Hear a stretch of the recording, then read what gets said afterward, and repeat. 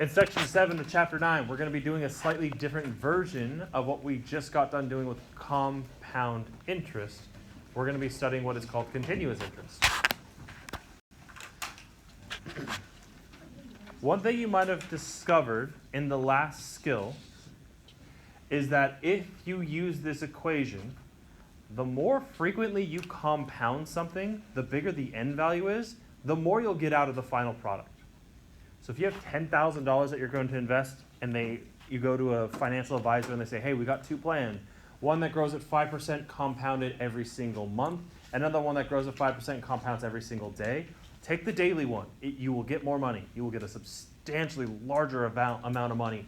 So as n increases, the y value increases as well.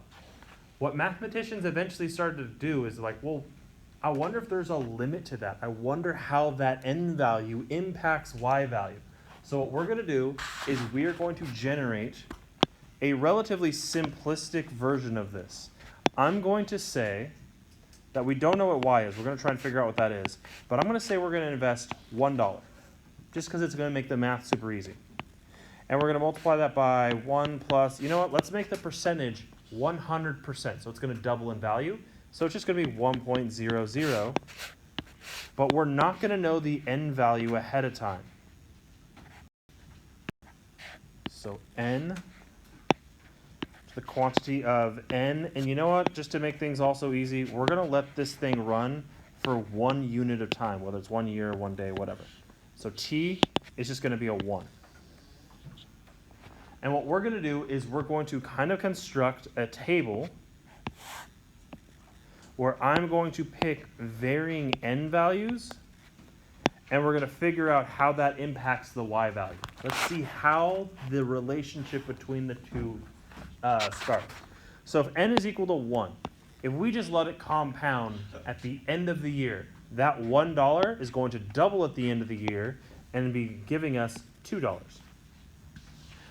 But instead of compounding every single year, if we compound once a month, so 12 times in a year, if we use the same formula, just change n to 12, instead of $2 at the end of the year, you're now left with $2.61.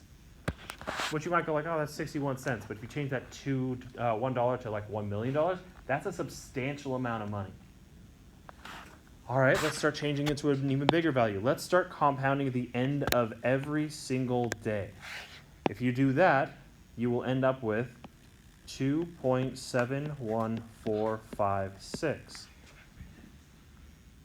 So we're getting more, but it seems like the increase is less. It seems like it's slowing down. We went from 2 to 2.61. That's a decent increase of 0.61, and then from 2.61 to 2.714, that's barely more than 0.10. So it's increasing at a slower rate. So the next thing we did is like, all right, well, what if instead of every single day, what if it's every single hour? There's 8,760 hours in a year. You do that, the y value is going to be 2.71812. Again, it's increasing, but at a much slower rate. Eventually, through mathematics, it's really calculus, we said, well, what happens if we let it compound an infinite number of times? It is compounding every single picosecond. Every single measure of time that you can use, it's always compounding.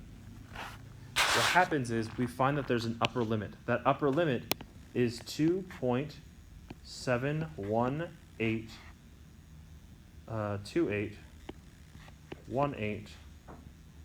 2846 ... What we found as mathematicians, and you'll learn this as you progress through pre-calculus and calculus, is this number shows up over and over and over again. This is just how we discovered it. That number is really, really special to us as mathematicians, kind of like how pi is really special. We gave it its own symbol. We gave our own symbol to this number. This number was discovered by a mathematician whose name is Euler, E-U-L-E-R. So we named it, or we gave it the symbol E. So from now on, E is no longer a letter that you can use as a variable. If you ever see the letter E in mathematics, E means that number. That number means E. If you look on most calculators where the pi symbol is, usually the button next to it is the number E.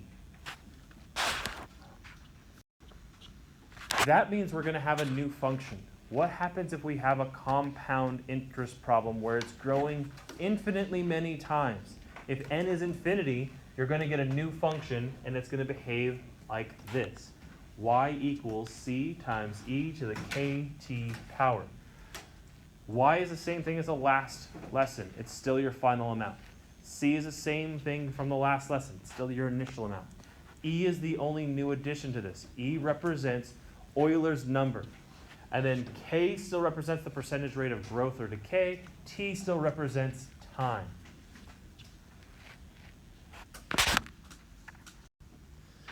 Now the dead giveaway that you're going to be doing a continuous function versus a compound problem is usually like a few things.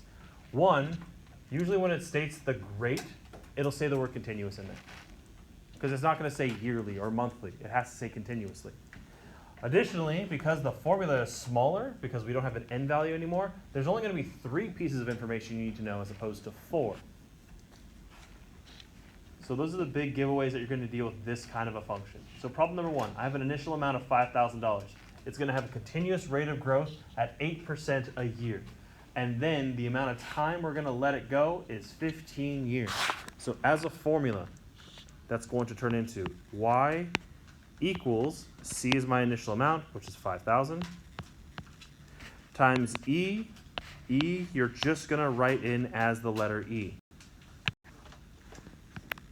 And that'll be brought to the power of your percentage rate as a decimal, so 0.08, times the rate, or sorry, the time that you're going to be leaving it alone to do its thing, which in this problem is 15 years. And this is my equation. Notice how this is a lot easier to type into a calculator than the previous one. But again, I'm just going to be assessing you on your ability to write out the equation, the formula, using the proper values.